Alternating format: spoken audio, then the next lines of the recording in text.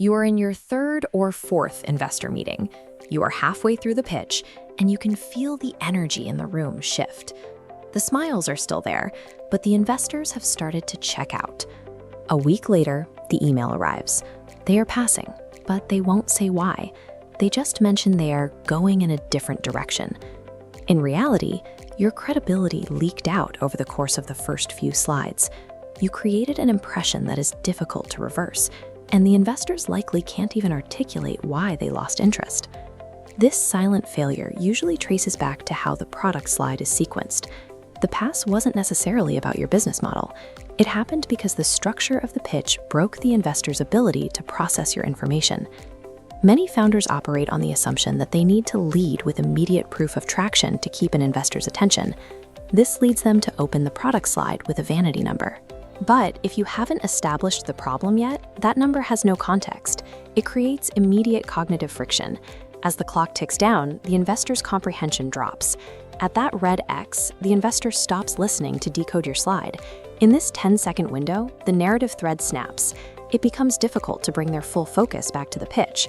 Think of the pitch deck as a tool for cognitive load management rather than a visual aid. We compare pitching intuition against investor psychology. The founder-centric approach puts a massive North Star metric at the top of the slide. It feels strong but lacks prior context. This forces investors to stop and spend mental energy guessing what the product actually does. This triggers the split attention effect. The brain isn't wired to process both voice and visuals simultaneously.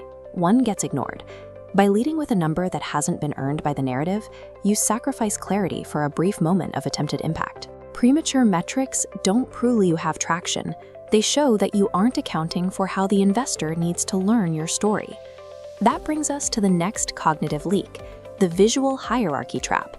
Look at the slide on screen. Founders often pack the frame with paragraphs and raw data to show how robust their work is. This ignores how decks are actually used. They are frequently read on mobile phones without a narrator present to explain the density. You might achieve comprehensiveness, but you lose readability.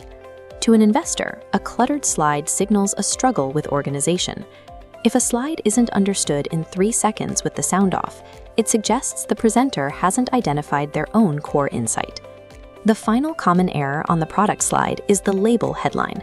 This flowchart shows what happens when you use generic titles like "our approach" or "market size."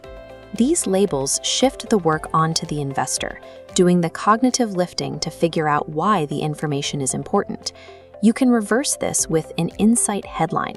The title explicitly states the conclusion, and the visuals below are simply there to provide the proof. Shifting from labels to insights moves the burden of proof from the investor's brain back to the presentation.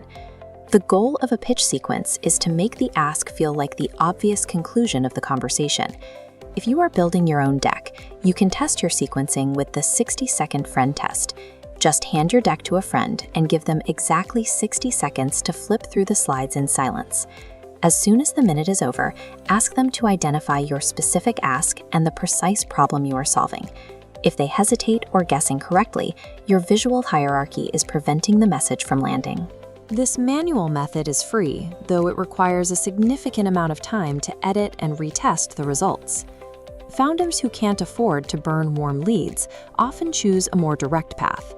This shortcut involves a pre-sequenced system, a 16-slide deck paired with a specialized guide. The $497 investment buys a framework for investor psychology, prioritizing information flow over simple aesthetic upgrades. This gives you the exact structure required to ensure your product slide doesn't distract the investor from your core message. When your pitch is sequenced correctly, the logic of your business becomes clear to the person you are trying to convince.